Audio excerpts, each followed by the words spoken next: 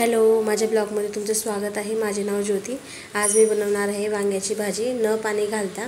चला मग बनवू, कशी होते बघू। इथे मी भरताचे वांगे घेतले 2। त्याला मोठ्या स्लाइडमध्ये कापून घ्यायचे, स्वच्छ पाण्याने धुवून घ्यायचे आणि मीठ लावून ठेवून द्यायचे। तोपर्यंत आपण इथे जिरं घ्यायचं, जिरं कुटून घ्यायचं अगोदर, मग नंतर लसूण कुटायचा। मी इथे 1 कांदा लसणाचा यूज केला आहे, तुमच्या इच्छाप्रमाणे आवश्यकतेनुसार घालायचं। इथे मी 1 चम्मच मीठ घेतलं आहे, 1.5 चम्मच धना पावडर घेतली आहे, अर्धा चम्मच हळद घेतली आहे,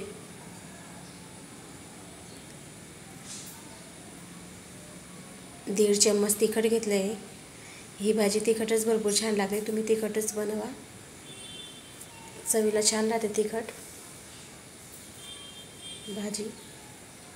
आणि मग ते पाणी टाकून त्याची पेस्ट तयार करून घ्यायची। हे बघू शकता तुम्ही। आता आपण वांगे आपण जे मीठ लावले होते ते धुवून घ्यायचे, काळपट वगैरे काही पडले नाही। तर कापल्यानंतर लगेच मीठ लावायचं, मग काळपट वगैरे पडत नाही आपले वांगे।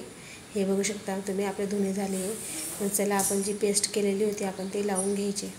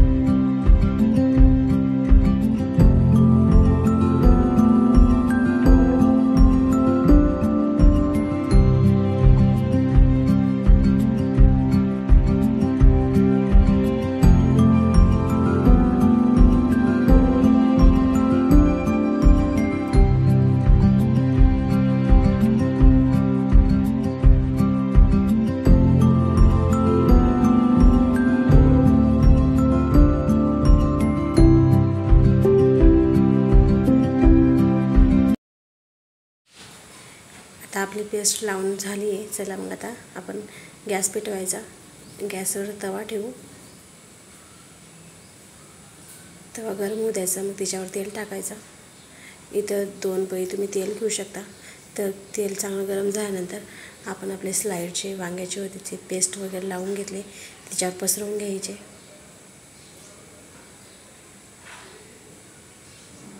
आता ठेवणे झाले आपले, आपण तिच्यावर आता मंद आचेवर 10 मिनिटं होऊ देऊ। 10 मिनिटानंतर बघायचं, इथं आपले स्लाइड परतून घेऊ आपण।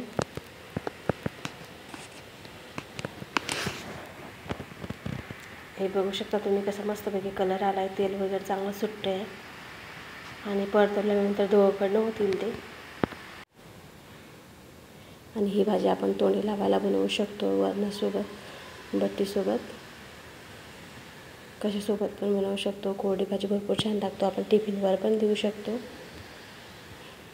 अशा प्रकारे भाजी बनवलं तर भरपूर सगळ्यांना आवडेल आणि बनवून बघा।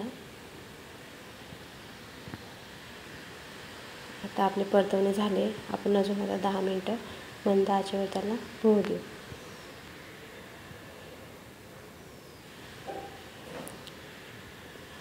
दहा मिनिटानंतर बघायचं, हे बघू शकता तुम्ही आपली भाजी त्यांना आता चांगली शिजली आपली भाजी। हे बघू शकता तुम्ही, ठेचल्यानंतर चांगली ठेचात येते, दाबल्यानंतर हे बघू शकता तुम्ही अशी पण खाऊ शकता किंवा ठेचू पण शकता। मी तर ठेचते मिरच्याच्या साह्याने, मग त्याला ठेचून घ्यायचं। भरतासारखी लागते ही भाजी आणि चवीला पण भरपूर छान लागते।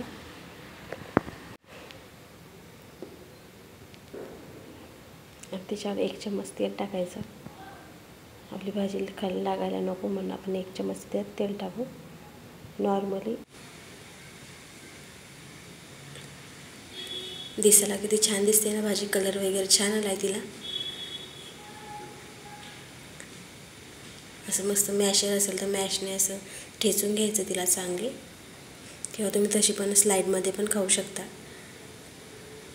बघू शकता आता फ्रेश आपण याच्यावर कोथिंबीर टाकलं। आता आपली भाजी रेडी आहे।